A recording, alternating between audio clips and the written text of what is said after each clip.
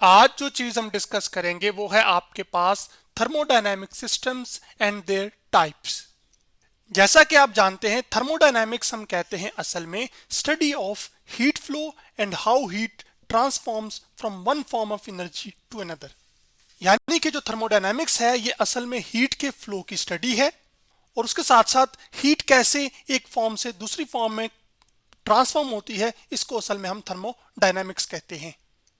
जबकि सिस्टम्स हम कहते हैं region in space whose thermodynamics properties are of interest. यानी कि वो पार्ट या हिस्सा जिसमें आप थर्मोडायनेमिक प्रॉपर्टीज जैसे कि प्रेशर, वॉल्यूम और टेम्परेचर को स्टडी करना चाह रहे हैं और वही आपकी इंटरेस्ट की हो, तो उनको हम क्या कहते हैं, सिस्टम्स। जैसे कि आपके पास यहां पर ये बर्फ पानी में पिघल रही है, तो हम अगर इसको स्टडी करना चाहें कि यानी कि इसका टेम्परेचर क्या है, प्रेशर क्या है, वॉल्यूम क्या है, तो ये हमारा क्या है, ये असल में सिस्टम है और उसके इर्द गिर्द मौजूद हर एक चीज क्या है, वो फिर सराउंडिंग है। चलें अब इन थर्मोडायनामिक सिस्टम्स को तीन कैटेगरीज में क्लासिफाई कर सकते हैं और उनको हम कहते हैं, आपके पास एक तो टाइप है सिस्टम थर्मोडायनामिक सिस्टम की ओपन सिस्टम, जबकि दूसरा है क्लोज सिस्टम, जबकि तीसरा है आइसोलेटेड सिस्टम। अब हम इन सिस्टम्स की टाइप्स को डिटेल्स के साथ आगे डिस्कस करेंगे। उससे पहले थर्मोडायनामिक सिस्टम्स के अंदर जो टर्मिनोलॉजीज जुड़ी हुई हैं उनकी डिस्कशन कर लेते हैं।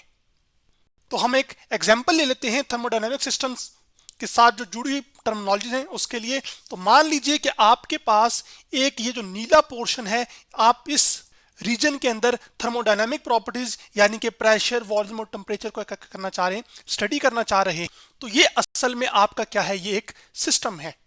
तो सिस्टम को फिर हम यूं भी कह सकते हैं एनीथिंग अंडर ऑब्जर्वेशन, यानी कि कोई भी चीज जो कि आपकी ऑब्जर्वेशन में हो या आप उसको स्टडी कर रहे हो, उसको हम क्या कहते हैं, सिस्टम। तो यहां पर हमारे पास ये जो ब्लू पोर्शन है, यही हमारा असल में क्या है, सिस्टम है। अब उसके अलावा आपके पास यहां पर ये जो बॉक्स है जिसके अंदर ये सिस्टम मौजूद है, ये असल में हिस्सा आपके पास कलरफुल जो पोर्शन है, ये असल में हमारे पास क्या है, सराउंडिंग है। यानी कि सिस्टम के अलावा हर एक जो चीज यहां पर मौजूद है वो क्या है, वो सराउंडिंग है। अब जो चीज सिस्टम को सराउंडिंग से फर्क करती है, जैसे कि यहां पर ये जो ब्लैक लाइन या ब्लैक पोर्शन है, ये वाला जो कि नीले पोर्शन को यानी कि नीले पोर्शन को इस पोर्शन से फर्क कर रहा है, यानी कि सिस्टम को सराउंडिंग से फर्क कर रहा है, इसको असल में हम बाउंड्री कहते हैं। और ये कोई हाइपोथेटिकल या फिर इमेजिनरी लाइन होगी जो कि असल में सिस्टम को बाउंड्री से क्या कर रही होगी, डिफरेंशिएट कर रही होगी, यानी कि फर्क कर रही होगी। तो अब ये जो सिस्टम और सराउंडिंग मिलके असल में बनाते हैं यूनिवर्स, तो फिर हम यूनिवर्स क्या कह सकते हैं कि वो क्या है, सिस्टम प्लस सराउंडिंग। यानी जिस चीज को आप स्टडी कर रहे हैं और स्टडी करने के अलावा जो हर एक चीज मौजूद है वो सराउंडिंग है, तो सिस्टम और सराउंडिंग मिलके क्या बना रहे हैं, यूनिवर्स। तो आपके पास ये सिस्टम यानी कि ब्लू पोर्शन और उसके बाद आपके पास ये सारा हिस्सा जो कि सराउंडिंग है, ये असल में मिलके क्या बना रहे हैं, यूनिवर्स। तो यानी कि ये सब कुछ असल में क्या है, आपके पास यूनिवर्स है। अब चूंकि हमने थर्मोडायनामिक सिस्टम्स के साथ जो जुड़ी हुई टर्मिनोलॉजीज हैं, सिस्टम, बाउंड्री, सराउंडिंग, यूनिवर्स, इनको डिस्कस कर लिया है, तो आइए अब डिटेल के साथ थर्मोडायनामिक सिस्टम्स की टाइप्स को डिस्कस करते हैं। तो अब हमारे पास जो तीन टाइप्स हैं थर्मोडायनामिक सिस्टम्स की, वो है आपके पास एक ओपन सिस्टम, फिर क्लोज सिस्टम और फिर है आपके पास आइसोलेटेड सिस्टम। अब ओपन सिस्टम की खास बात ये होती है कि ओपन सिस्टम क्या करता है, इसके अंदर आपके पास energy and mass both exchanges with surroundings. यानी कि ओपन सिस्टम्स के अंदर एनर्जी और मैस दोनों एक्सचेंज हो रहे होते हैं सराउंडिंग्स के साथ। तो अगर मैं एग्जांपल्स की बात करूं आपके सामने ओपन सिस्टम्स की, तो एक कार का जो इंजन है वो असल में एग्जांपल है आपके पास एक ओपन सिस्टम की। तो मान लीजिए कि कार का जो इंजन है वो आपका सिस्टम है और उसके अलावा हर एक चीज जो मौजूद है यहां पर, जिसको मैं रिप्रेजेंट कर रहा हूं वैसे ही दिखाने के लिए, ये आपकी क्या है, वो सराउंडिंग है। अब कार के इंजन के अंदर ये ओपन सिस्टम कैसे है, वो इस वजह से क्योंकि एक तो फ्यूल एंटर हो रहा होता है, तो वो मैस एक्सचेंज हो रहा है, कहां से हो रहा है, सराउंडिंग से हो रहा है ना, यानी कि बाहर से। अब फ्यूल एक्सचेंज होने की वजह से असल में आपके पास कार का जो इंजन है वो क्या हो जाता है, हीटअप हो जाता है और हीटअप होने की वजह से ये एनर्जी क्या करता है, रिलीज करता है। और वो एनर्जी रिलीज कहां पर होती है, सराउंडिंग में ही होती है ना। जैसे ही आप किसी गाड़ी के या बाइक के इंजन को हाथ लगाएंगे तो क्या महसूस होगा कि वो गर्म है। इसका मतलब है कि हीट क्यू जिसको हम कह सकते हैं वो क्या हो रही होगी, वो एक्सचेंज हो रही होगी सिस्टम से किसकी तरफ, सराउंडिंग की तरफ, जबकि मैस जो है वो सराउंडिंग से किसकी तरफ ट्रांसफर हो रहा है, सिस्टम की तरफ। तो यूं चूंकि आपके पास मैस और एनर्जी दोनों एक्सचेंज हो रहे हैं इस कार इंजन के प्रोसीजर में, तो इस वजह से आपके पास ये एक एग्जांपल बन जाती है ओपन सिस्टम की। इसी तरह आपके पास ये जो टी कैटल है ये भी एक्चुअली आपके पास एक एग्जांपल है ओपन सिस्टम की। अब इस टी कैटल के अंदर क्या हो रहा है कि आपके पास वेपर्स के साथ साथ आपके पास हीट भी क्या हो रही होती है, वो एक्सचेंज हो रही थी। तो जो वेपर्स हैं उनका कुछ ना कुछ मैस होता है और उसके साथ साथ हीट भी ट्रांसफर हो रही है। तो मैस और हीट दोनों ट्रांसफर हो रहे हैं किससे, सिस्टम से किसकी तरफ, सराउंडिंग की तरफ, क्योंकि कैटल हमारा सिस्टम है तो इसके अलावा इर्द गिर्द जो मौजूद हर एक चीज है वो क्या है, वो सराउंडिंग है आपकी। तो हीट ट्रांसफर हो रही है किससे, सिस्टम से सराउंडिंग की तरफ, और मैस भी ट्रांसफर हो रहा है। इस वजह से ये भी एक एग्जाम्पल बन जाती है ओपन सिस्टम की। और यहां पर एक चीज आपने याद रखनी है कि ये कोई कैद नहीं है कि हमेशा मैस और हीट जो है वो आपके पास सिस्टम से सराउंडिंग की तरफ ट्रांसफर होंगी। ऐसा भी मुमकिन है कि सराउंडिंग से सिस्टम की तरफ भी ट्रांसफर हो, जैसे कि कार के इंजन में मैस सराउंडिंग से ट्रांसफर हुआ था कहां पर, सिस्टम को।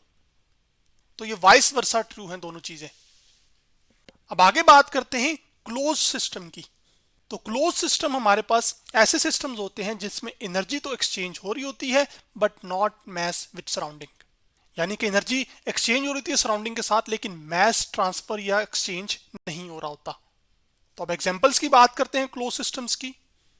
तो अब जो पहली मिसाल जहन में आती है क्लोज सिस्टम के लिए वो है आपके पास प्रेशर कुकर, जो कि आप अपनी रोजमर्रा जिंदगी के अंदर लोबिये को, उसके बाद गोश्त को उबालने के लिए आप इस्तेमाल करते हैं।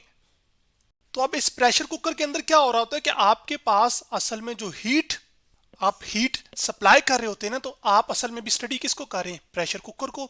तो प्रेशर कुकर आपका सिस्टम है, उसके अलावा हर एक चीज मौजूद क्या है, सराउंडिंग। तो आप हीट प्रोवाइड कर रहे हैं सराउंडिंग से, यानी कि हीट एक्सचेंज हो रही है सराउंडिंग से सिस्टम की तरफ, जिसकी वजह से इस प्रेशर कुकर के अंदर जो मौजूद चीज है वो उबल जाती है। लेकिन ऐसा तो नहीं होता ना कि इसमें से जो मौजूद मैस है वो बाहर निकल रहा हो, यानी कि मैस सिस्टम से सराउंडिंग की तरफ जा रहा हो। तो इस वजह से आपके पास ये जो प्रेशर कुकर है ये एक एग्जांपल बन जाती है क्लोज सिस्टम की, जिसमें आपके पास हीट तो ट्रांसफर हो रही है लेकिन मैस एक्सचेंज या मैस ट्रांसफर अकर नहीं कर रहा। इसके साथ साथ एक और एग्जांपल जो क्लोज सिस्टम की है वो आपके पास थर्मस फ्लास्क है। तो इस थर्मस फ्लास्क के अंदर अगर आप मिसाल के तौर पर या तो गर्म चाय रख दें या गर्म पानी रख दें तो वो बहुत ज्यादा देर तक के लिए गर्म ही रहेगा या फिर ठंडा रहेगा, डिपेंडिंग अपॉन आपने पानी ठंडा डाला है या गर्म डाला है। लेकिन एक दिन या 2 दिन के बाद आप यही ऑब्जर्व करेंगे कि असल में जितना पानी पहले गर्म था उतना बाद में तो नहीं है। इसका मतलब है इस थर्मस फ्लास्क से हीट क्या हो रही है, एक्सचेंज हो रही है कहां पर, सिस्टम से सराउंडिंग की तरफ।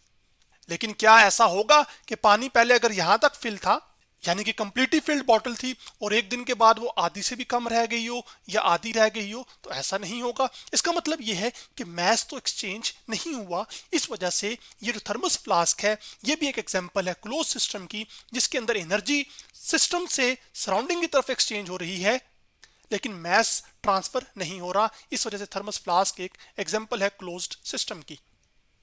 अब जो तीसरी टाइप है थर्मोडायनामिक सिस्टम की वो है आपके पास आइसोलेटेड सिस्टम। और आइसोलेटेड सिस्टम आपके पास ऐसे सिस्टम्स होते हैं जिसमें no exchange of energy and mass with surrounding, यानी कि इन आइसोलेटेड सिस्टम के अंदर ना तो एनर्जी एक्सचेंज हो रही होती है सिस्टम के साथ, सराउंडिंग के साथ, और ना ही मैस एक्सचेंज का हो रहा होता है सराउंडिंग के साथ। तो अब अगर मैं एग्जांपल्स की बात करूं आइसोलेटेड सिस्टम्स की, तो ये जो आइसोलेटेड सिस्टम्स होते हैं ये असल में आपके पास एक तरह से थ्योरेटिकल या फिर आइडियल सिस्टम्स होते हैं। तो इसकी मिसाल यूं ही समझ लीजिए आपकी, जैसे कि एक थर्मस फ्लास्क हो लेकिन वो परफेक्टली इंसुलेटेड हो, यानी कि प्योर इंसुलेटर हो, जिसकी वजह से इस थर्मस फ्लास्क के अंदर जो मौजूद पानी होगा अगर वो गर्म है तो वो ताहयात ही क्या रहेगा, वो गर्म ही रहेगा। तो तब हम ये कह सकते हैं कि जो परफेक्टली इंसुलेटेड थर्मस फ्लास्क है ये असल में आइसोलेटेड सिस्टम है।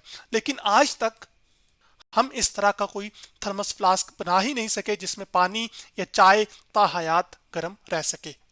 इस वजह से हम इन आइसोलेटेड सिस्टम्स को एक्चुअली थ्योरेटिकल सिस्टम्स भी कहते हैं या फिर आइडियल भी और रियल वर्ल्ड के अंदर आपके पास जिस दुनिया में हम रह रहे हैं यहां पर कोई भी सिस्टम आइसोलेटेड या आइडियल नहीं है। इसी तरह एक और जो मिसाल आइसोलेटेड सिस्टम के लिए फिट बैठती है वो है आपके पास एक क्लोज्ड बॉक्स, लेकिन वो भी क्या हो, परफेक्टली इंसुलेटेड, यानी कि हर तरफ से वो क्या हुआ हो, जैसे थर्मस फ्लास्क इंसुलेट होता है वैसे क्लोज्ड बॉक्स भी क्या हो आपके पास, इंसुलेट हो, यानी कि किसी किस्म की हीट ट्रांसफर सराउंडिंग से सिस्टम की तरफ ना हो पाए और ना ही सिस्टम से फिर सराउंडिंग की तरफ हीट ट्रांसफर हो पाए। तो ऐसा जो बॉक्स है या ऐसा जो फ्लास्क है उसको हम क्या कहते हैं, वो परफेक्टली क्या है, इंसुलेटेड है। और उसके साथ साथ आइसोलेटेड सिस्टम की दूसरी शर्त क्या है कि उसके अंदर जो मौजूद मैस है वो भी ना तो सराउंडिंग से सिस्टम में एक्सचेंज हो ना ही सिस्टम से सराउंडिंग में एक्सचेंज हो। तो ऐसे सिस्टम्स जो इन दोनों कंडीशंस को सेटिस्फाई करते हैं इनको असल में हम क्या कहते हैं, आइसोलेटेड सिस्टम, जिनमें ना तो एनर्जी और ना ही मैस कोई भी चीज एक्सचेंज नहीं हो रही होती सिस्टम से सराउंडिंग की तरफ और ना ही सराउंडिंग से सिस्टम की तरफ। तो आज हमने थर्मोडायनामिक सिस्टम्स और उनकी टाइप्स के बारे में डिस्कस किया।